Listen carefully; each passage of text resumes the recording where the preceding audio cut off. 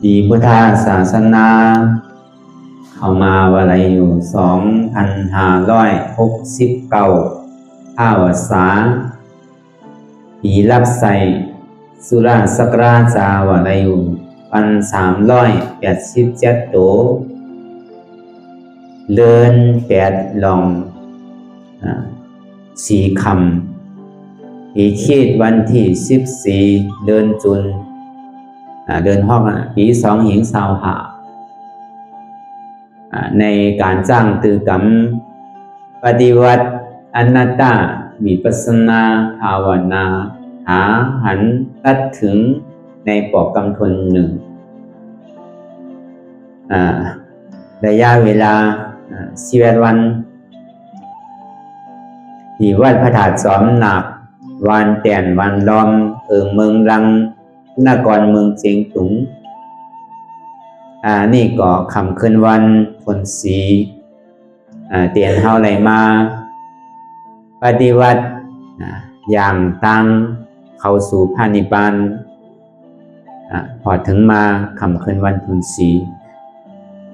เพราะฉะนั้นนี่ก็ที่ไหลมาซับแดงบรรยายธรรมะการปฏิบัติพ้นทุกขะถึงสุขะอะไรป้อนทุกขะอะไรถึงสุขะพอดีคำป้อนมันก่อนโดยตัวมันน้ำนั่นกึ่งกลางคำคำเดียวผมได้ไอ้ลอยอย่าไปมองหญิงมองข่าวมองยำโดยไปที่ก่อนเจ็บมันก่อนที่หายอยู่หลับลองที่หายตัวข่าวที่หายอยู่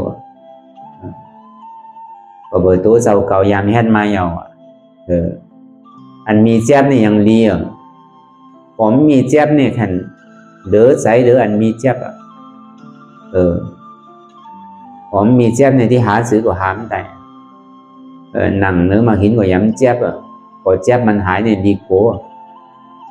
อันเอามาหนังนั่นเจ็บนั่นน่ะมันดีเจ็บนั่นมันให้เราใจนิ่งเพราะว่ามันเจ็บมันตุกขานี่ใจมันไปกุฏิกุตังก็เจนจาโดยดีที่ตุกขาตัวที่ตุกขาใจนี่ก็ยุ่งว่าอันตุกขาใจนี่มันน้ำหรือเสียตุกขาตัวเวลาตัวนั้นก็เจนจาโดยดีพอยุ่มดีมานี่ก็เขาไปหอยย้ายไปโทเข็มเนี่ยยังเจ็บเราเลย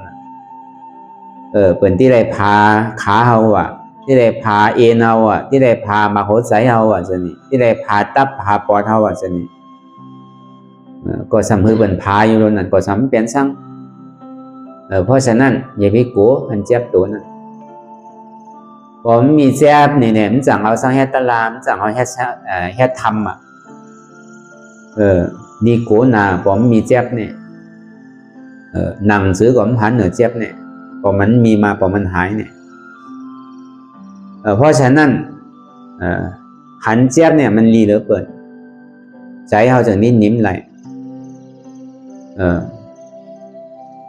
อันนี้ก็ยามพึกยามจ้างยามปฏิวัติมาเนี่ยจากที่เอามาสั่งสอนพอเป็นไรแต่ยังใครเสือเอากันเจ็บนี่พอกูเจ็บนี่ก็พอมันเจ็บมานี่ก็ส่องมาตั้งนี่มันสักสายหนึ่งอันเจ็บอันก่อนคืนนั้นส่องมาที่นี่เสียงพอกูเจ็บก็อันมันเจ็บมันกดมันคืนมันเหมยนี่มันไข่ท็อปมันไข่ยาปันมาที่นี่เสียงก็ไล่อยู่พอมันปันกันไรก็ดีเนาะไปเสือเอากันมันปันกันไรนั่นมันใจเมียวที่ปันกันนั่นยามพึกยามจ้างตือกรรมมานี่หนังต่อถึง12 ชั่วโมงเจ็บนี่มันมีมันใจว่าหนังโยโย่หนังคัดเทศหนังมหาปริญนั่นต่อถึงไปหนังเนื้อมาหินก็ย้ำมีเจ็บนี่เหมือนดูแต่เจ็บอีกแกเพื่อกับพอมันอยู่ไปก็หายไปเจ็บนี่ก็หาที่ไหนก็มันหันอันเจ็บมันเสียบกันนี่พอเป็นสินะนี่อันนี้เขาก็ไข่ปืนนิดหนึ่งนอนหนังเนื้อแต่ที่เป็นแหงตัวแหงใจเข้าไป ก็เพื่อเฮาผ่านรายจ้างตื้อกำไม้แต่เอามาอู่ไข่เนี่ยกันนั่นมันใจว่าอยู่ๆเลยลาลีลัดลาลีวาถือกันอ้ออยู่ดิ๊กมันใจก็เบื่อมันได้ผ่านการปฏิวัติมาอย่างเนี่ยจนที่มาจี้สั่งสอนปันต่อเตะหมออีดนั่นจนที่มาสั่งสอนปันแกเมื่อมหันแซมนั่นน่ะหาที่ไหนก็มหันบอกให้ที่หาซื้อเนี่ยที่หาอะไรซื้อแจ๊บในที่หนังซื้อไปถามปู่บุญที่วิสิตาธรรมะอันดีอยู่ธรรมบุญเป็นเสียสมมาของเก่าเขาที่เลยหาซื้อคาแจ๊บเนี่ยมันเจ้ากว่ายังตึงมีมาหน้าอยู่นั่นตัวที่มันตอดเลยผมมีแจ๊บก่อนมันใจก็เอามาหินมาเสือเนี่ยนังเลยก็จามตัวอยู่เอามาหินมาเสือเนี่ยนังก็เมื่อดูมันแต่1 ชั่วโมง2 ชั่วโมงเนี่ยแจ๊บอยู่เพื่อกับแจ๊บไปอีกแกมแจ๊บน้ำเตะพอยาวๆพอป่อนไป2 ชั่วโมงก็หายขึ้นหมดหนังเนื้อมาหินกดตึกสำแจ๊บอันนี้ก็จังแสนมีหนังเก่าก็นี่ตัวที่มันตอดเนี่ยตัวซื้อก็หันนะที่มันตอดนะมาตัวที่ลมถอยใสทางว่ามันตอดในมีที่ลมถอยใสมีที่ลมหายใสตอนนี้พอกันตัวมันหายใสตัวนี่มันก็หันอันเจ็บนั่นมันเป็นเหือเนี่ยก็เปิดเมื่อไปทำมาโหหลูปึงมันนั่นเอายามอยู่ที่เมียสายไรนี่มันตระเจ้าปู่ทีวิสิตามาเปิดปังตารางปอกทน1 ทน 2 ทน 3ต่อถึงพอเป็นปอกทน5 ทน6คนปีใน1 ปอกเฮาก็เป็นคอนลุมลาเหมือนนั่นก็อีแหมเมดอ่อนเข้าแอก็มาเข้าตารางนั่นอีปอกก็ยังตึกอยู่ลีแหละอยู่ที่เฮิรนอยู่เหี่ยวผมจังเหี่ยวเอาต่อใส่เอาสำเป็นเหลแผดลงมีไพ่ตัวอีปอกก็นี่สำมีควันส่งเขาส่งภาพเข้าสำเอาปุ่นพรตาที่ส่งเขาส่งภาพผมจังให้ซื้อไข่นังผมจังนังก็เบอร์ว่ามันมีไพ่รูแลมีไพ่ลุมดาปดเท่าก็เว้นสินันมาก็มีข้าวยามเหมือนไหนก็มันหนังมันนั่นเพราะว่ามันหนังเยาเนี่ยยามหนังให้บอก2 นาทีเนี่ยเหมือนมีออกเข้าเนี่ยอันเขามาพึ่งใหม่ๆเนี่ยอัน1 นาทีเดี๋ยวเขาก็ยามหนังมาอยู่หนังเก่าอันสวดมนต์ไหวพระเจ้าได้ก็อ่านโหนาทีมัน2 นาทีมันตึงหนังภาวนา1 นาทีก็เป็น3 นาทีคนก็การหนังไรเตเนี่ยมี1 ชั่วโมงนั่นแกก็นี่เป็นสามพื้นหนัง2 ชั่วโมงนี่แต่อารมณ์มันเหลือใจนะที่เฮ็ดซื้อเนี่ยผมจังเฮ็ดซื้อน่ะเนาะสิที่เฮาอ่อนเบิ่นเนาะเฮาสำนิการเบิ่งก็สำนิดีอายเบิ่นพอเป็นสินั้นก็มันหนังพอมาหนังมาแต่พอ1 ชั่วโมงที่ก็ผ่านอะไรอยู่ตอนนี้พอชั่วโมงไปมาเนี่ยอารมณ์ที่ตายบ่ใครลุกเรียนนะตอนนี้มาคุกใจอะไรว่าเฮาสำอ่อนโหเปิ้นจนเปิ้นมาหนังเฮาสำที่เนเฮาสำที่ลูกเนเปิ้นนี่มันใจเอาตายก็เติงมันตายหรอกมันแค่เป็นคือก็เป็นหนังตลาตายแต่ติมมีนี่ก็ขัดใจสินี่ก็นี่พอมาหนังยาวนี่ในใจนี่บอกว่ามันนี่อยู่คางวันอีก1กันอยู่ตั้งหลังวันอีก1เพราะว่ามันแจ่มมาก่อนที่ไหลหลักขึ้น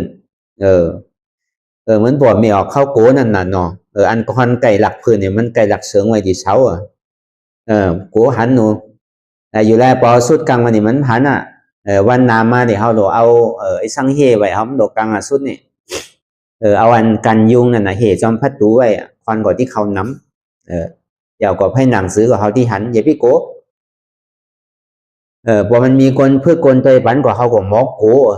พอมันมีคนเพื่อคนตัวปันเนี่ยเอาใจเขาหวานมันถึงมีอาณาสิละพระเจ้าอยู่2 นาก่อนจังให้เจือสาธุก่อนกันตอก่อนน่ะจังให้จื้อพื้นปันอีก1สิที่พระเจ้าว่าอยู่2 นาเขาเด็ดตัวเขาอยู่ก็เขายังโกนั่นน่ะที่ตานเหืออันเป็นคอนแต่ก็มันขลาสังสิอีละเพราะฉะนั้นในสายนี่มีสิ่งนั้นไว้พอเป็นสิ่งนั้นมันเปลี่ยนพอเป็นสิ่งนี้แต่ดูไปหนังตั้งนาเปิ่นตั้งซ้ายก็มีควันตั้งขวาก็มีควันตั้งหลังเขาก็มีควันตั้งนานี่ก็มีควันมันจังเฮ็ดซื้อพอที่1ที่พื้นก็เพิ่นได้ยินหูจักอายตัวใจเจ้าเก่ามานั่นน่ะพอที่มืนตานี่สามีกวนอยู่ตั้งนาไปตัวอยู่น่ะอารมณ์จังเฮ็ดเหือออดดิบออดตาย พอเป็นสีนั้นมาออดไปออดมานั่นเจ็บนี่มันดุกที่ไหนมามั่วเนี่ยพอยึงยังมาเนี่ยพอเหมือนฝนตกมาตังอันมันยำนั่นไม่ก็สมัยเราเมื่อขิงยาวนั่นมันเป็นข้าวยำไม่เมื่อเขามาเปิดออนตังสุดนี่ที่สันทรายสันทรายสันทรายหลวงสันทรายใหม่อันไปตังป่าแรงบนที่เมียซ้ายนั่นอำเภอเมียซ้ายนั่นที่วัดสันทรายหลวงนั่นกำเลียวสามเป็นในโวซอดเขาเพราะว่าในเมืองไทยนี่โวซอดผู้ยิ่งก็เป็นขึ้นได้ผู้ใจก็เป็นขึ้นได้มันเหมือนโวซอดตังเมืองขืนเฮาน่ะเมืองขืนเฮานี่มันได้พอเป็นผู้ยิ่งเนี่ยตึงขึ้นได้นั่นเงามันก็ย้ำจังเย็บนั่นพอเมืองเฮาไปกับเมืองไทยเนี่ยมันเป็นสินั่นผู้ยิ่งก็ขึ้นได้เมื่อเป็นทำพิธีเนี่ยขึ้นได้พอเป็นทำพิธีเด็กก็ขึ้นได้อยู่พอเหลือโวซอดเนี่ยมันก็ซ้ำเสามันน้ำลงมันซ้ำแก็บนั่นมันอยู่หนังอะไรตีกันคอนมันหนังตะลานี่เป็นปากโลมันจังให้ถือออดไปออดมานี่พอยังลงเหมือนผลหานั่นอารมณ์เซอร์นี่ว่ายำหมดมันจังให้ถือที่มืนตาก็สัมโกบนหันที่หนึ่งก็สัมโกบนได้ยินที่ค่ายก็มันจังให้ถือกะกะได้ยอมมันพอเป็นยอมมันยาวนี่ก็ตั้งแต่สิโกต่อไปตีเนี่ยเหมือนหนังนำทองลงเวทนาอันที่มันเจ็บมันก่อนมันขึ้นมันถึงออกถึงใจเหลือเสียเจ็บเนี่ยมันมีช่างทางตัวก็หายไปทางไหนก็ไม่รู้ใจนั่นก็หายไปทางไหนก็ไม่รู้พออดไปอดมานี่ก็ลันลงกับเดียวทางเทสิโอต่อไปจิ้นก็ลันลงแล้วก็อันเจ็บเนี่ยอยู่ที่ไหนก็ไม่รู้หายไปหมดเหลือช่างชีอิดอารมณ์เป็นตานี่ก็นอนเนี่ยอารมณ์มันโจมนะบอกให้ลุกกาก็เพิ่มทางว่ามันที่เจ็บเนี่ยมันที่หายนั่นก็กับอดไปอดมาสัมหายนั่นเขาบอกให้ลุกกาอันที่มามาหลาดเหมือนจีนี่แต่ถึงฮัดฮัดหลาดซีดเป็นคนดีไอมันพอฮัดหลาดเปิดมันพอฮัดเปิดมันขามอะไรนั่นพอตาลายเยานี่ก็ไม่มีที่ไหนก็ย้อนครับนี่อธิบายบันเปิดนั่นนะเจ็บเนี่ยพอว่าอดอะไรแต่ก็มันสุดเตดูขาเนี่ยพออดอะไรก็หายเตเนี่ยบอกให้ดูเป็นแดนกาอันนี้มันหนังปฐมาอันดังใน2 ชั่วโมงก็ทอบคำเดียวซึ่งเพราะว่ามันหนังนี่อาจารย์สลิดนี่ใช้นี่สัมเป็นคอนมิวหนึ่งพอเหตุการณ์อันไหนนี่ก็ป้าใช้การนั้นการปอก็ยาวการเมย์ก็ยาวการหอการเฮือนก็ยาวการงานก็ยาวเอาลืมไว้กำหนึ่งไปเข้าใจเมื่อเดี๋ยวเหตุการณ์ตลานี่ก่อนเราป้าใช้การตลาเพราะว่าตั้งแต่เมื่ออายุ28 29เมื่อตึกเป็นปอกขาวนั่นนี่ก็สัมเพชรลาโลนอกไปนอนวัดวัดพระแตกนั่นตั้งแต่อายุ27 28นอนปีหนึ่งควันน้ำนาสุกสักนาขึ้นไปนอนดิทำผาเนี่ยดิครูว่าปอบุญจุ่มไก่มาเสียไปอยู่ดินั่นตั้งแต่เหมือนไปทอดวิปัสนานี่ก่อนตึกแค่สมาธิอยู่ก่อนตึงไหวใจกำเดียวใน2 คืนนี่ปอไข่ตายเมย์ไข่ตายไพ่ไข่ตายก็เอาไหวกำหนึ่งก่อนศีลนี่ตึงหือดุผมไปวัดศีลแต่ตึงให้มาว่าสั่งก็ยาวไปลองพอเหมือนไหนแหละวายศีลยาวให้ก่อนจึงที่ลองไพ่ไข่ตายก็ปล่อยมันไหวใจถึงตันนั้นเหมือนมาหนังตลานั่นก็เหมือนสินั้นเปิดว่าอนัตตาว่านั่นเมื่อกูบอกเด็กก็มันบอกอนัตตาเป็นสร้างกับหมู่เมื่อโหหลวงที่มาเปิดมันนั่นจึงที่มีใจก่อนในเชียงใหม่นั่นมาว่า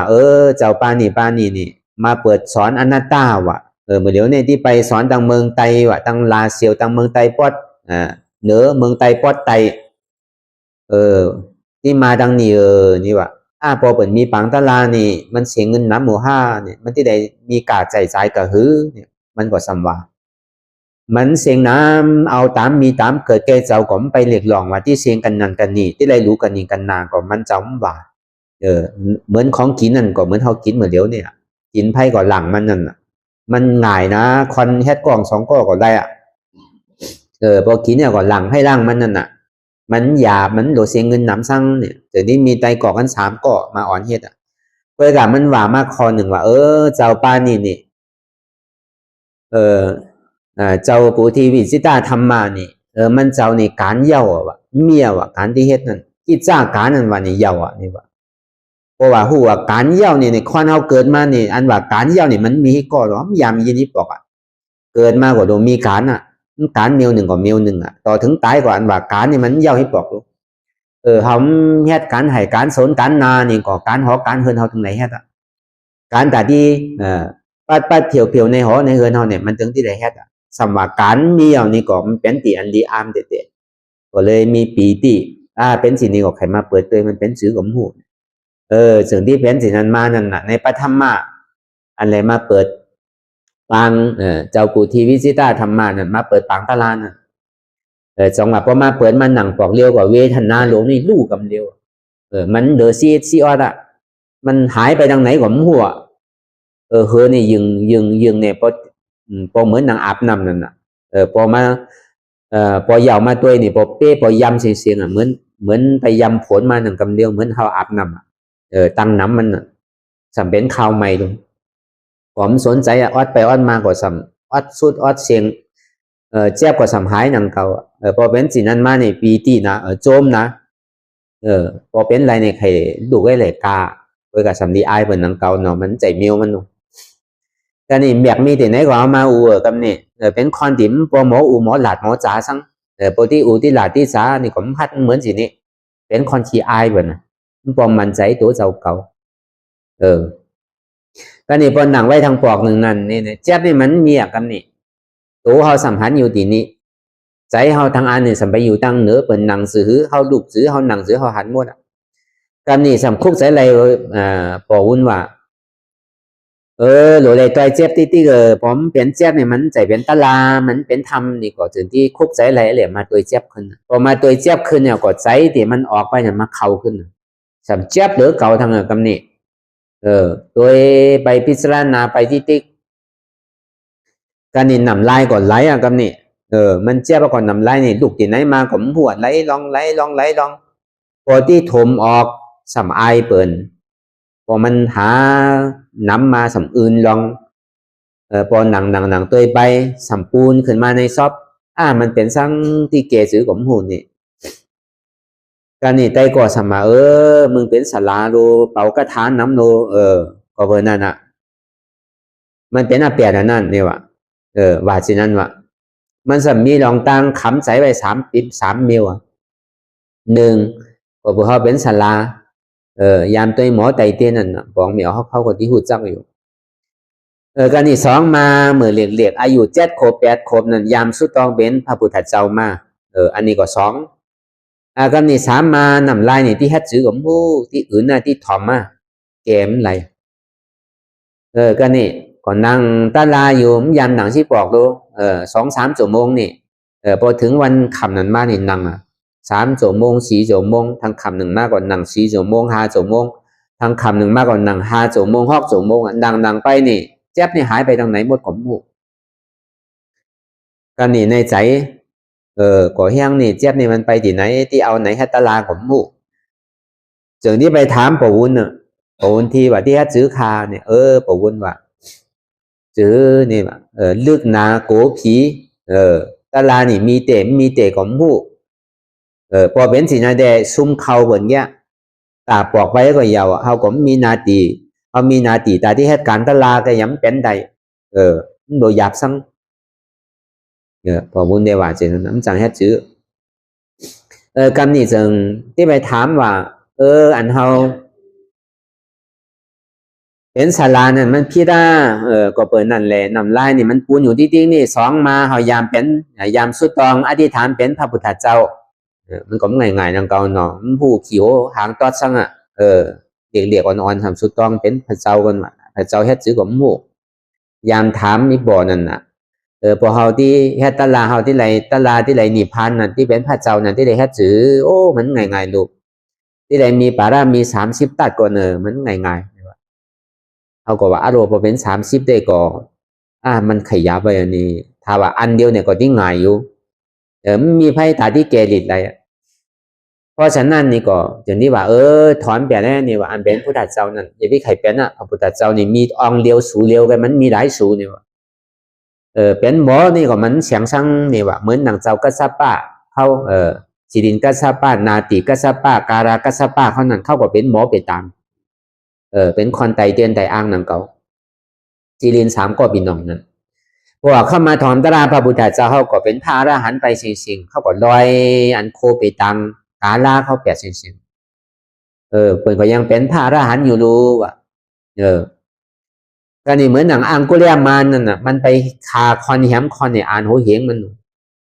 ถึงว่ามันคายาวนี่ก็มันมาทอมธรรมะของพระพุทธเจ้าเฮานี่ก็ยังเป็นพระอรหันต์ได้อยู่อันนี้มึงสัมไปแหมไพ่ขาไพ่มึงใจไปแหมไปขาไพ่ดูอันนี้ก็มันเป็นสร้างเฮาโดหมออยู่หมอเศร้าอันไหนมันพิษเจพิษน้ำก็เฮาโดหมออยู่ไปอย่าไปแฮดพิษนั่นน่ะก็นี่สามมานำลายเตียนมันก่อนเป็นก่อนไว้ตีคอนั่นนี่ก็เอาผ้าเจ็ดมามัดหรือมันตอกลงดิผ้าเจ็ดน่ะของมันดีหรอออกเสียงได้ความต่อวันนี้พอเป็นสินั้นมายาวนี่ก็ที่เฮ็ดซื้อหลายอีปอก็ยังตึงมีที่เฮิรนนี่ไพ่ที่ลุมลาคือไพ่ไปลุมลาก่อนไรดูคือปีหืนนอกจางไพ่ไปลุมลาก่อนไรเนี่ยอันที่มาส่งเขาพักซ้อมเนี่ยหาตังก็รอเนี่ยกำนี้ก็หามาอะไรอันคอนลุมลาปอก็มีอ่ะพอเป็นสินั้นก็ตังใจตังคอมาให้ตาลาดีๆกำนี้เอาผ่าจัดมัดคอดีๆก็นำลายมันไขไหลคือปล่อยมันไหลอ่ะกำนี้กำนี้มาหน้าคอนใจนี่สัมมีถ้าว่าเป็นคนใจเนี่ยกว่าต่างชายเนี่ยนะถ้าเป็นผู้หญิงเนี่ยสำเอาใส่ต่างกว่าเนี่ยนะเป็นไก่ว่ากันจริงสามีมาหน้านั่นน่ะกันนี่ยอดย้อนมาหน้าไหวใจว่าผู้หญิงตั้งมดตั้งเสียงเนี่ยไหวใจเหมือนเมียเขาก่อนยอดย้อนมาหน้าคนใจเจ้าเก่าเอาขาซ้ายเนี่ยมาต่างขาขวาเอามือซ้ายเนี่ยมาต่างมือขวาไหวใจว่าผู้หญิงตั้งมดตั้งเสียงเนี่ยเหมือนเมียเขาก่อนนึงอ่ะเขานี่เหมือนลูกนั่นน่ะมันใจว่ามีมาหนักคนใจสังอ่ะยอดย้อนมาหนาก่อนนังกับนี่ก็นังมานี่นำไล่นี่ลูกที่ไหนมาผมหัวย่อยนี่พออะไรเป็นพอไข่อะไรเป็นหลายขวดหลายปุงกะตั้งน้ำมันย่อยลงมันไหลวนสั่งเจนจาสั่งน้ำมาดูกับนี่ดูวางไหนแหละดูตัวเป็นหน้าตาที่เกินอ่ะก็นี่พอแฮ่ไปที่เดียวนี่ลูกนี่พูดปอเกิดขึ้นมาลูกมึง3 ก้อน4 ก้อนนี่มึงที่แฮ่จื้อมึงที่ตายเต้พอมึงตายไปที่ตัวเนี่ยพอมันถึงบอกขนาดมานี่ใส่ตายเฮานี่คู่กันเดียวอันเฮายามตายมาหลายปอกเมย์มึงดูพอมึงดูยังตึกแป้นอยู่เฮือนนั้นมึงมีไว้นั่นดูเมื่อนั้นก็สำเอาเฮือนไว้ตีหิมเมียซ้ายนั่นน่ะตั้งเหมืองแดงนั่นมันเป็นเฮือนสีจันทร์อันนั้นก็เฮาผ่อนเอาเงินวางไว้ล้านห้ากามันได้ฮอกล้านเฮาสำที่เลยผ่อนไปหลายปีนั่นน่ะก็สำเอานั่นไว้ปล่อยมันอ่ะพอผ่อนใดก็คือเป็นยืดไปก็ยาวอ่ะลูกนั่นก็หอมเป็นไรก็เป็นเด้งไรอยู่สิติเหตุการณ์ตลาดมันนั่นหักหรือเปิดตังเสียเนี่ยเป็นตัวเจ้าเก่าอ่ะอันตังเสือตังรองเนี่ยมันเป็นช่างเนี่ยหอมมีก็เป็นไรอยู่หอมเลี้ยงไรก็เป็นมีแม่มีปอมีปีมีน้องเป็นเด้งไรอยู่ไว้ใจสินี้ก็แทบตัดสินใจก็ตายก็ปล่อยมันตายหรอกพอเป็นสิ่งนั้นมาแล้วนี่ก็ใจตายเนี่ยมันขาดแปดอันหูตายนั่นขาดตอกแปดเพราะว่าใจตายขาดแปดยาวนี่ก็อันเวทนานั่นน่ะอันเจ็บแกนนั่นก็หายแปดอันพอเจ็บแกนหายแปดยาวนี่ก็โหใจอันที่มันเปลี่ยนเนี่ยก็กึดแปดพอกึดแปดก็ตายกำเนิดพอตายก็สำคัญตื่นมาเกิดเป็นคนใหม่พอเป็นสินันยาวนี่เนี่ยมันเป็นสือเป่าเว้าหมุนโจมเซนอนรับอนาตาสุดหยอดทำก่อไรใครก่อหายตายก่อดอดหยอดก่อสุดคุดหักโหโกมมีขีมซับหลับโลโคมหอมลอมดิปานยานใสแดงเมื่อเราขึ้นไปเหนือกลางหาวปุ่นเหมือนหนังขอนดอกเนี่ยมันปิ้วอยู่เหนือกลางหาวมันหายไปอยู่ในมอดของบัวใจนี่เปิงเหมือนกับว่าใจไอหลวงกูบอกนั่นเหมือนเก่าตายก่อนอ่อนทางนั่นเกิดมาขึ้นเป็นก้อมใหม่การนี่ไปเจนจาโดยหลวงปู่ใจเนี่ยมันมีสื่อลากามันแหงหนูคนใจก็ว่ามียิ่งก็ว่ามั้งบอกเข้าไปคุกใจไหลตัวคือมันพิษศีลพิษธรรมตัวสองว่ามันที่ไปไหลเนี่ยจามด้วยเนี่ยก็นี่พอไปสินั่นไปวนลองเปิดไปวนลองนั้นห่างลี่ห่างล้ำมันถึงไปไหลถึงจังเฮ็ดซื้อไปไหลเปิดห้องว่าตาหน้าวิสุทธิศีลาวิสุทธินั่นเมื่อกูบอกเนี่ยมึงบ่าผู้หญิงผู้ชายน่ะพอเอาหันนั้นห่างดีหรือเมียเขาเนี่ยเขาก็สำมีใจเจือกูนางเขามียิ่งกว่าเหมือนกันน่ะเมื่อใหม่มันเด็กก็เจอกันอยู่พอหันอันโผเราหรืออันโผเขาก็สำไปเจอกูนางเขาเขาพัดดาดก็ใจเขาตึงดีเมื่อกูบอกเนี่ยเมื่อมึงไปหูเนี่ยเป็นสินั้นน่ะมึงบ่าผู้ชายผู้หญิงเหมือนกันเสียงอันนั้นมันสำเปลี่ยนเอาเนี่ย ไปซื้อของมันสั่งไปอะไรมันพอใจเตียนมันมีอยู่มันเปิงมันเหมือนซื้อเนี่ยเหมือนหนังหมาตัวหนึ่งเมื่อมันหูจักขี่ออกกินขี่อยู่ที่กันการนี่พอมันหูจักขี่มาออกขี่เนี่ยมันกินมันเลขี่ไงมันไปกินขี่มันเลของมันเลของมันมันไปเลของเปิดเนี่ยมันเป็นสิ่งนั้นแปลใจตัวนั้นมันเป่ามันเบาแปดมันหายไปทางไหนผมหัวอันเจ็บอันก่อนอันคืนใจอันที่พ่องผิวไปทางนี้ทางนาผมเนี่ยใจติดใจจับใจจอยอันใจไม่ใจห้อนนั่นก็หายไปหมดเสียงอันนี้เฮาในพระธรรมะเอามาเป็นตอนสอนกันอันนี้ตัวที่ว่าไปนี่ก่อนดึงมันยาวมันมีเป็นหลายปอกหลายกรรมนู่ก็นี่ถึงเมื่อกรรมนึงสุดเนี่ยนะไปหนังตลาดิธรรมนั่นอันเฮาอ่อนเปิดมาเปิดปังตลาอ่อนก็วนมาเปิดปังตลากูปีหอดถึงมา3 ปีก็เฮ็ดจอมมาติ๊กจ้างมามันขาดปอกไปเฮือนก็เฮ็ดมันวันไหน2 ปอกถึงมือหลุดพอนั่นมานี่ก็ไปเฮ็ดเฮือนนี่เฮือนหน้าปอกในหาวันเก่าวันพอมีข่าวยามนี่ก็ไปที่ทำพอข่าวส่วนตัวมานี่ก็ปีกพระตูหมดโดยเหตุการณ์ตลาดเปิดมาหาก็เอาเงินมันเสียรายเหตุการณ์ตลาดไปติ๊กตัวตอนเหลือเก่าทางเหตุสิ่งนี้ไปติ๊กพอที่ว่าไปก็มันที่เหลืองมันยาวไปเฮาว่าอันปุบปลายมันนั่นพอเป็นสิ่งนั้นมาเนี่ยเหมือนที่ไปที่ทำนั่นอันที่มันที่ไรอันทูซานนั่นเมื่อที่ไปที่ทำนั่นเป็นสื่อเนี่ยเหมือนนางอาสาเหมือนนางเฮานี่ตายไปก็ตายไปก็คืนไปเหนือกลางหาวหนุ่มโคขาวโคเผือกด้วยกับโคขาวนั่นสัมเป็นแก้วเป็นเสียงเห็นเสียงคืนไปในเมืองนั่นมีอยู่5 เมืองไงเปิดตึกที่เฮ็ดหอเฮ็ดสร้างเป็นหอแก้วหอเสียงถ้าห่างนี้ห่างงามนะการนี่เสนี่ถามเขาว่าอันนี้เป็นสร้างสู้เฮ็ดสร้างเป็นของไพ่เนี่ยว่าเป็นของเจ้านั่น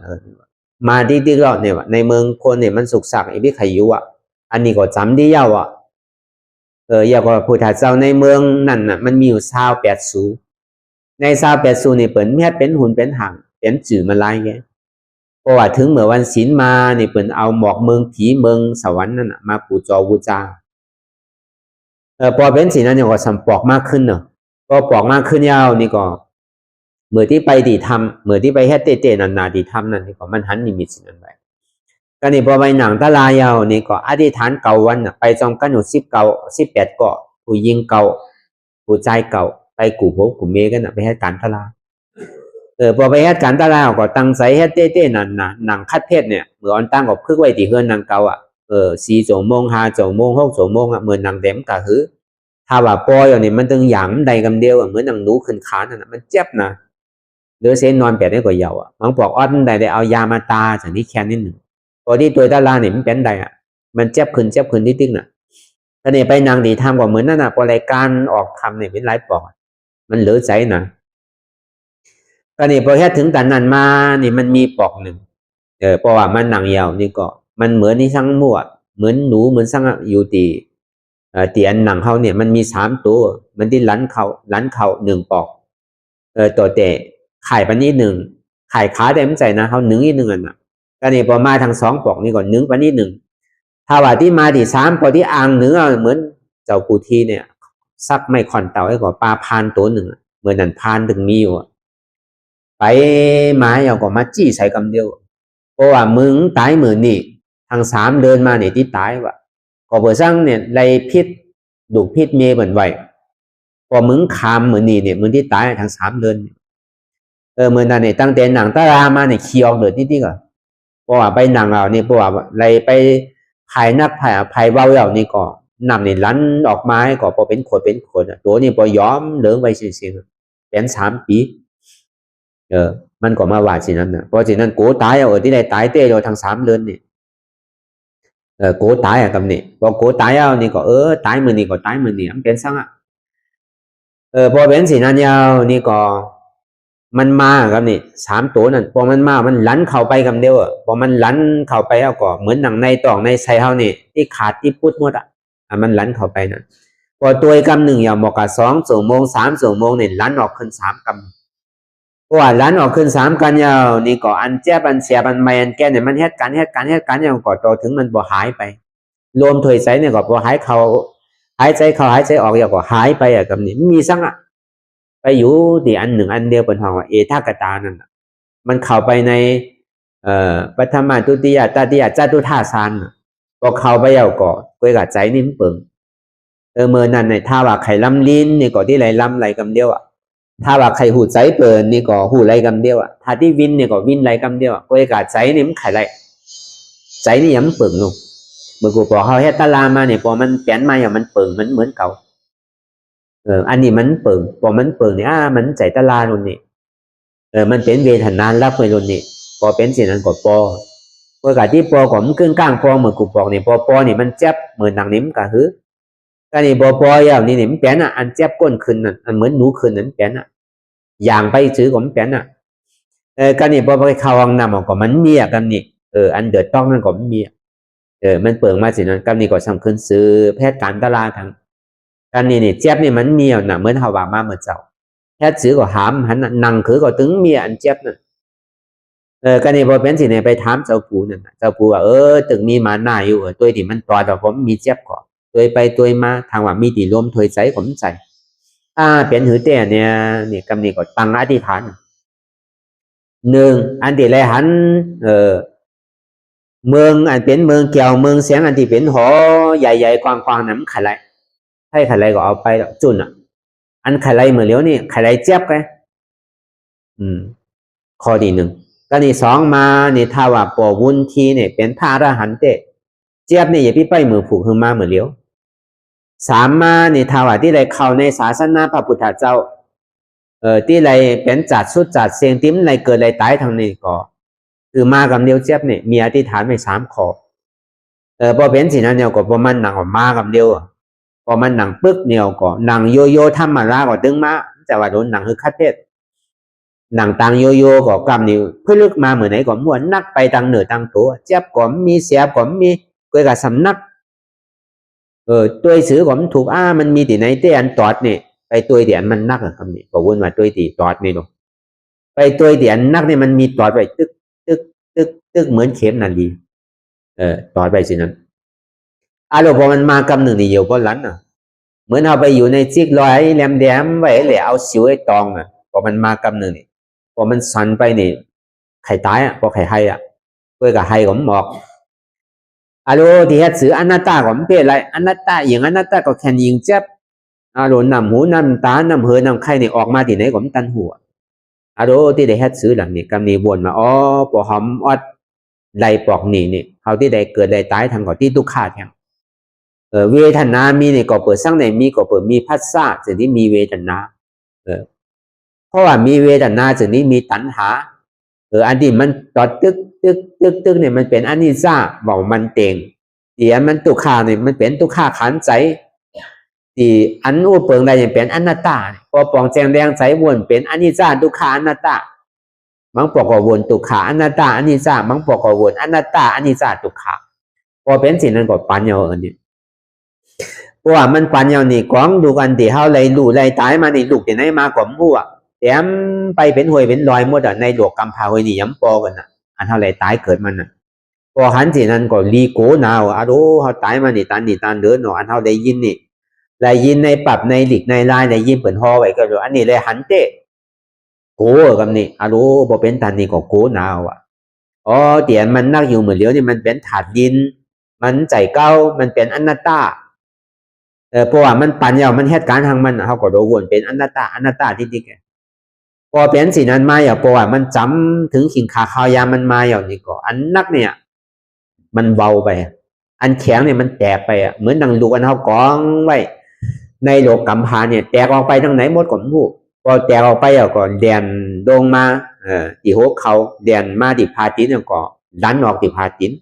อยากก็คืนมาตั้งหลัง200,000อยากก็มาปั๊มมาโหดใสนี่ตั้งแหงมันนี่พอมันว่ามันได้แตกมาแต่ในหลวงโหยนี่ก็มันที่แตกหมดเขื่องประหารมันเพราะว่ามันอยู่มันเหมือนดังควันปั๊มโหดใสนี่หนาอ้อเขานี่มันที่ไปหมกก็คือมั่วหลายซิบหลายปากหลายเหียงอยู่จนาของบวตั้งแหงมันพอเป็นสิ่งนั้นพอมันอิ่มมาอย่างนี้ก็แตกที่ในกลางหนาออกพอแตกไปก็หายไปใจย้ำไปปึงก็นี่สัมปอกมาตีมาเก้าเรียกหัวเขาเนี่ย เป็นถาดลมแจ๊บแกนตัวตัวเนสานมันก็เหตุการณ์ของมันนี่ก็อ๋ออันนี้เป็นถาดลมดูมันใส่เก้าดูนี่อนัตตาก็นี่พอถาดลมลู่ไปอย่างกว่ามันเว้าอย่างกว่ามันก็แลนมาดีพาตินนี่ก็ออกดีพาตินพอหลันออกดีพาตินเนี่ยคืนมาในสันหลังอย่างก็แตกตีหน้าอกทางกำเวลาใจผมไปเปิงเด้อการนี่มาข้างทางพาตินเนี่ยปอมไม่เอากัดปอมไม่ก็ไม่เตะไม่ว่าปอกัดก็ปอเหมือนน้ำแข็งพอเป็นสิ่งนั้นเนี่ยปอกขึ้นไปหันเจ้าเก่าอันดียามเป็นเมย์แบบนี้น้ำเลือเส้นเป็นผู้แบบยามเป็นผู้ยิงเนี่ยน้ำเลือเส้นเป็นผู้ใจก็นี่ลีกูอาโลก็กดทางว่าก็นี่ดีเว้นความใจอยู่ผู้จัดเมย์ก็เลยยามเป็นเมย์แบบมายามเป็นผู้ยิงมาเนี่ยน้ำเลือสีเป็นผู้ใจโอ้ก็นี่มันไข่เป็นผู้ยิงก็มันไข่เป็นผู้ใจก็มันไข่เป็นมันไข่เกิดไข่เท่าไข่เป็นไข่ตายทั้งนั้นพอเป็นสิ่งนั้นยาวนี่ก็อันมันห่อนมันไม่มันหายไปพอหายก็อุ่นอย่างก่อนลันออกที่พาตินยาวก็คืนมาตีตั้งหลังนี่2 เซนอย่างก่อนมาแตกตีหน้าออกทางกำถ้าว่าแตกหน้าออกยาวก็ใช้นี่เปิงเหมือนเก่าต่างโมต่างเสียงนี่มีผู้หญิงมีผู้ชายมีผีมีเทวรามมีเทววุฒิมีสังในสัจวราต่างโมต่างเสียงมีหลุกมีลังมีสังชิเจยหรอหายไปอยู่ในหมดของหมู่เปิงไปสินั่นน่ะการนี่พอมาวัดตัวมาแตกตัวในเวทนาตั้งหมดตั้งเสียงเนี่ยพอตามปกติมันเนี่ยมันมีปากปุ่นการนี่พอมาทัดตัวในปากปุ่นน่ะ75 ปุ่นนี่หายไปหมดอ่ะมีก็25 ปุ่นอันเจ็บอันเสียบันไม่ถึงเมื่อเลี้ยวก็ยังก็จริงอันอยู่ทั้ง25 ปุ่นเนี่ยอัน75 ปุ่นนี่หายไปทางไหนก็หมดตายแบบมั่วๆอ่ะ75 ปุ่น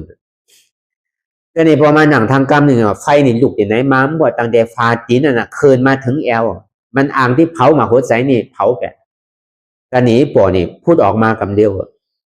มันถึงเวลาเตือนอีปอนี่ยังตึกเป็นยังตึกมีอยู่ไปเดี๋ยวมันหยาบเปิดที่หันดีอีปอยังตึกอยู่เรียยังตึกอยู่ไว้ที่เมซ้ายคนน่ะมันย้ำไปมันยังตึกเป็นอยู่ตรงพอเป็นสิ่งนั้นก่อนลันลองขึ้นพอลันลองขึ้นในใจนี่มันเปิงมันเหมือนเก่าเหมือนนั้นก็ใจเวลานี่8 ชั่วโมงไป8 นาฬิกาไปมันจังซื้อไปทางว่าเจี๊ยบนี่ก็มันจังมันมีเอาดมจังเฮ็ดซื้อที่ไปเอาเสียนตังมันก็พอเป็นนั้นมาถามปู่วุ้นปู่วุ้นบอกรีอยู่การนี่ถึงเมื่อที่บอกมาเนี่ยมันเจ้าของว่ามาตั้งหนังว่าเต็มว่าซื้อหน้ามันก็ถ้าว่าเป็นผู้ยิงเนี่ยยุ่มใดที่ไรบวชเพราะว่าเป็นผู้ยิงเนี่ยพอไปมีผัวมีเจ้าผัวเจ้ามาตีมากำมาใจมาสร้างว่ามันที่เป็นอันตรายนั่นน่ะมันที่ตอกหน้าลายนั่นถ้าว่าเป็นผู้ชายนี่แต่ก็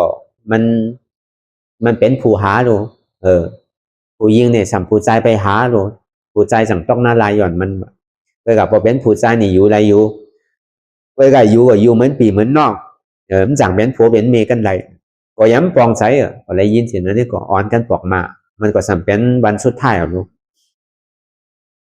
ก็นี่ปอกมาไปแอลดิทำหลงเสียงลาวนั่นแล้วกูปอกเนี่ยพอเขาไปเหตุการณ์ตลานี่ก็เขาไปแอลสถานตีเชียงใหม่นี่มันมีตีแอลน้ำหนูเขาก็ไปถ่ายพุงถ่ายสั่งให้ไปหากินไตกินเนื้อ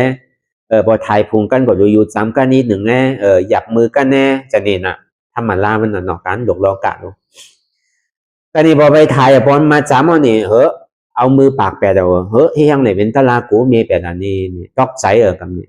เฮียงไหนตลานี่สัมเป็นจีนี่น่ะยุ่มไรโดนนี่สัมกูมียิ่งจีนี่ละก็นี่พอปอกมาเฮือนเนี่ยก็มีอยู่ไรในห้องน่ะยุ่มไรกับเดียวมันหอนมันไม่ก็นี่มันก็ใจมันดีนั่นน่ะที่เถื่อในตลาสมัครกูเมียจีนี่เปิดแฮตตลานี่เปิดจมเซ่ออันนี้สมัครตลาสั่งนี่ยองเยอะนี่สมัครกูเมียนี่เข้ากับว่าสินั้นพอหาที่เอามือมากอดมันถึงหูตัวเซนั่นน่ะมันถึงปันตีดารานั่นน่ะมันเป็นออโตเมติกเนี่ยอัตโนมัตินั่นน่ะเป็นห้องพอเป็นสินีมาเนี่ยมันจึงได้มีเหมือนผีดูหลงก้อนหนึ่งหยับไม่คอนหลงไว้มึงเต๋อโดยมึงหยับโดยพอมึงเต๋อที่ในหัวมึงที่แตกเป็น7-8 สิกนี่ก็มันที่แตกเตะนี่มันเป็นกรรมมันที่สุกสักหมดอันนี้เดี๋ยวนี้ว่าซื่อมันจังเฮ็ดซื้อเฮาไว้ใจเหมือนปีเหมือนน้องก็เหยาใครไรผัวก็เอาใครไรสั่งก็เอาเฮาไว้ใจเหมือนปีเหมือนน้องสู้ก็หาเลี้ยงสั่งมันเลี้ยงเอาก็เหยา เฮาไหวใจเหมือนปีเหมือนน้องกันนะเฮาที่อยู่ที่ห้องพลาแกมันอยู่ไรในห้องน่ะไหวใจเหมือนปีเหมือนน้องก็ยาวก็นี่พอมานอนนี่มันไขอยู่ใจนี่มันออกติ๊กๆอ่ะพอได้นอนเนื้อตังเอานี่เป็นเวลาเป็นปีนอนเนื้อตังอ่ะมันจังนอนเหมือนเฮานอนเหยียดตีเนื้อพานี่นอนได้พอนอนพอหาที่นอนนี่ก็ใจนี่ออกติ๊กๆอ่ะอยู่มันไขอยู่เป็นสิ่งนั้นมาก็นี่มันก็มีอันมาจามมีจามอยู่คืนหนึ่งนี่มี3ก่อมาซ้อมกันเป็นนางผีเดี๋ยวเป็นห้องมันเป็นเทวดานั่นน่ะเนาะมันห่างลีนะมันเหมือนคนในเมืองคลองกลางเฮานี่ทางห่างลีเนี่ยมันขี่ก็มันมีมันมีขี่มีสั่งมันหอกมันสั่งนางเขา3ก่อนก่อนหนึ่งหนุ่งโคเขียวใส่เสียงเขียวก่อนหนึ่งหนุ่งโคซ้อมก่อนหนึ่งสำหนุ่งโคไข่เลี้ยงไข่คล้องไว้มาจามตัวนั่นพอมาจามมาเกี่ยวมากวาดมาเกี่ยวมากวาดไม่เฮ็ดกูเจอกูลองไว้กาเอาก็ไว้ใจว่าสู้แต่ห่างดีกว่าใจอยู่ในเมืองคงกลางนี่มันมีให้ขึ้นกว่าใจอยู่ไว้กาตัวสู้แต่ห่างดีใจสู้นี่มันห่างดีเก้านี่มันโดยว่ามีสินี่ถึงมีใจอันใครไรดูใครไรเมใจผัวใจเมียนี่มันมีพอเป็นจิตนั้นก็หายไปคือ2เกาะทางคืนหนึ่งมาหายไปคือ1เกาะทางคืนหนึ่งมากึดมันกึด3ก็หายไปมันมาจามถึงกันนั้น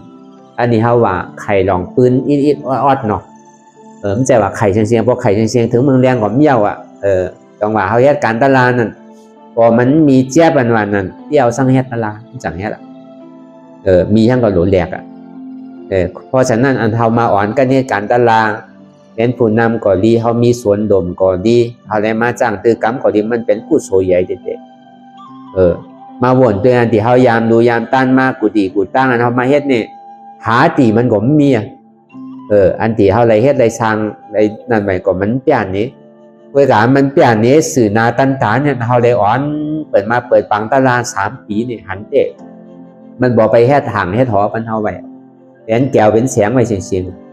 มันเฮ็ดไว้เมืองหมดอันนั้นก็จุนนั่นจุนปันเปิ่นไปให้ใครไรก็เอาไปจุนแจ๊บอันนั้นจุนแหลกแจ๊บเฮาซ้ำกูกันเนาะเฮาซ้ำไข่พอเป็นไรนี่เฮายังไข่ขายกันเนาะเฮาอย่าวิว่าเฮาที่จุนพอหอมปองฮู้ก็ซ้ำเป็นสินั้นเพราะฉะนั้นเนี่ยแจ๊บนี่มันเป็นของดีของแมทอย่าวิโกผมใจมันที่ว่าเป็นเพ้อเก่าผีเก่านั่นน่ะมันใจอันแจ๊บเนี่ยมันเป็นตะลาผมหันแจ๊บหันตู้ข่ามันตู้ข่านี่ก็หันตะลาหันตะลานี่ก็หันทะลานั่นน่ะหันท่าเจ้านั่นน่ะเพราะฉะนั้นนี่ก็เอาปืนประวัติอีดอ่อนอีนึงก็เปิดตัวเสาเก่าก็ได้เฮ็ดมาตั้งแต่เป็นคอนเฮิรนเลยจ้างตือกรรมมาก็เลยผ่านอุปสรรคหลายหลายหลองเลยเฮ็ดการตารางมาเตะๆตรงที่ได้เอามาสั่งมาสอนปันต่อถึงพยายามเหลียวสอนมาก็หลาย10 ปีแล้วน่ะสอนมาถึงเนี่ยพอดีว่าไปปืนนี่มันที่ยาวไปที่ตึกหลายวันมาเฮาก็ซื้อบ่าไปแทงตีไปตีมานี่เป็นซื้อนี่เขาก็พร้อมใจนี่เฮาที่กลุ่มกับฟังตุข่าวที่ก็ไข่นอนน่ะเนาะป้าเหลือก็เมืองคิงนี่นี่ปออันไข่การบ่ไข่การอ่ะถ้าเป็นไรปอเฮิรนอยู่จำนี่เหรียญปอเฮิรนเนี่ยจังเฮ็ดซื้ออานานอ่ะพอมันเจ็บพอมันการของการมื้อนี้มื้อฟุกอ่ะเพราะว่ามันผ่านมื้อฟุกไรก็ไปไรง่ายๆไปไรล้มๆอ่ะพอ3 วัน 4 วันนี่มันตึกคลองเหลือใจเพราะว่าก่อน3 วัน 4 วันไปก็มันเว้าเนื้อเว้าโตเว้าใจอ่ะมันล้างยอกาเฮาจอมล้างจิตล้างใจเฮาจอมอ่ะเจ็บนั่นเพราะฉะนั้นอันที่ว่ามาเนี่ยอย่าพี่โกเจ็บอันวันผมมีเจ็บนั่นดีโกต่อถึงเมื่อเลี้ยวใครไรเจ็บกว่ามันไรเจ็บเนี่ยนั่งซื้อกว่ามันหันเจ็บมันหายไปหมดแล้วมันมีเตะนั่นจะที่มาอูนี่มันใจแบบมันหายไปโจกแก็บโจกข้าวแต่มันที่ปอกมาขึ้นมันปอกมามันดีโกเหลือเสียอันมีเจ็บพอมีเจ็บนี่ก็เขายังจังเอาแค่ตลาดพอมันเจ็บปอกมาก็เขาดูออดไปที่เกณฑ์ลองออดแต่เขาก็ออดมาหลายปอกตายก็ตายมาหลายปอกตายอันหัวปอกอันเวทนาลูกก็ลูกมาเป็นหลายปอกอันตายก็ตายมา2-3 ปอกเพราะฉะนั้นพุทธศาสนานั่นเนี่ยมันเหมือนหนังหมาพูดสักทีกินคิวที่กว่าอันหมักอันมีอันห่างลีห่างงามจะนี่มันทำมาเป็นของดีวันนั้นเหมือนหมาเนี่ยมูดสักขี่กินคิวที่การนี่ถึงที่หูดซักขี่มายาวนี่ก็ยังตึกเลคิว ป้อนเนื้อเสนันมาเนี่ยพุทธศาสนานั่นมันเหมือนหนังม้าไปอุสักขีก็ตึกกินขี้อยู่ทางว่ามันเป็นของดีของบานก็นี่ต้องเป็นโสดาปฏิมรรคโสดาปฏิผลขึ้นมาจันหนึ่งมูจักขีสำเดขีอยู่ว่ามันเลของมันไงน่ะมันเลของเปิดน่ะแต่ที่พิษในอันบ่ามันมีอ่ะเปิดจะที่ห้องว่าศีลาวิสุทธิตานาวิสุทธินั่นน่ะการนี่ขึ้นมาทางกรรมหนึ่งขึ้นมาทางจันหนึ่งเลก็มันเลสำรวมอยู่ว่ะพอเป็นพระสกิทาคามนั่นกินว่ะพอเป็นพุทธศาสนานั่นสำเลอันเลเนี่ยเป็นพระโสดาบันว่ะอันโดมเนี่ยเป็นพระสกิทาคามว่ะอันยังตึกตัวอยู่นั่นเป็นพระอนาคามีว่ะยังตึกตัวอยู่ว่ะนี่พอเป็นพระอนาคามีกว่ามีใจโผใจเมียก็ยังตึกตัวอยู่ว่ะพอเป็นพระอรหันต์เนี่ยมันมีสังว่ะกินก่อมกินเลก่อมดีโดมก่อมโดมตัวก่อมตัวอ่ะเป็นขี้เสียงๆอ่ะมันมีดีลีเอาทั้งที่จันที่อันนี้เจอให้หลงอันนี้เขาว่าหลงตั้งเซนตั้งมักกะสัจจะเซนตั้งนิโรธาสัจจะนั่นพอเขาแค่เตะก็ได้เตะพอเขาเอาเตะก็ถึงเตะพอเขาขามได้เตะนี่ก็มันก็ที่ป้อนพอเขาป้อนเขาขามตุกขาอะไรนี่ก็เขาก็ที่ป้อนตุกขาเตะพอเขาเอาเจ็บอะไรนี่ก็เจ็บนี่ก็ที่หายเตะพอเปิดว่ามันมีเตะเป็นเตะนี่สุดที่มันหลัดพอมันมีเตะก็มันหัดหลัดนั่นเกาคิดนั่นเกาลาดีหลับไปก็ดีกูนั่นเกาแห้งก็หลับไปเลยก็ไม่ได้พอเปิดมันเป็นพโยชน์หน้าในสิ่งที่หลัดคือมันพอเขาปักเขาเปิงถึงพอเขาในตารางนั่นคือเดี๋ยวเขาพอที่หมอไปวางใจอะไรในสิ่งที่หลัดอันนี้ก็คือเป็นตอนสอนตอนฟังตอนกำลังใจอีดอ่อนอีหนึ่งเพราะฉะนั้นนี่ก็คือเขาพิจารณาดูตั้งแต่ที่โกต่อไปติดอันไหนที่มันพูดพอเกิดขึ้นเป็นมานั่นนี่ก็มาที่โตนี่ก็เขาวางโตถ้าว่ามาที่ใสนี่ก็เขาวางใสถ้าว่ามาที่เจ็บนี่ก็เขาวางเจ็บก็เขาไปหาตังพิษเปิดนี่ก็อย่าไปหาตังพิษเปิดนะตังพิษเนี่ยมันมีที่โตเจ้าเก่าเนี่ยอย่าไปบ่นตังพิษเปิดตัวขีตาเจ้าเก่าอย่าไปตัวขีตาเปิดอันนี้ก็เขาหมอวางเป็นอนัตตาหันอยู่หูอยู่ยอมหับวางเป็นอนัตตาหันเจ็บหูเจ็บหับเจ็บหันตุกขาหูตุกขาหับตุกขาวางเหตุเจ็บวางเหตุตุกขาเป็นอนัตตาเหตุเจ็บเหตุตุกขาเป็นช่างเป็นหัวเก้าเป็นขาเก้าเป็นมือเก้าเป็นตัวเก้าเป็นใจเก้าเป็นเจ็บเก้าเหตุสุขาเป็นช่างเนี่ยมีหัวมีขามีมือมีตัวมีใจมีเจ็บมันเป็นอนัตตาอันนี้ก็เขาพิจารณายาวๆข้าวยามึงอย่าไปว่าไวอย่าไปว่าเทิงเตียนเฮาหันเตียนเฮาพิจารณานั่นคือมันเพียงกันพิจารณาต่อถึงเกี่ยวนั่นพอสุดพิจารณาต่อถึงตุกขานั่นพอสุดพิจารณาต่อถึงอัตตานั่นพอตกพูดขาดไปอันไหนที่มันพูดบอกเกิดขึ้นเป็นมานั่นนี่ก็คือเอาหมอวางเป็นอนัตตาไหล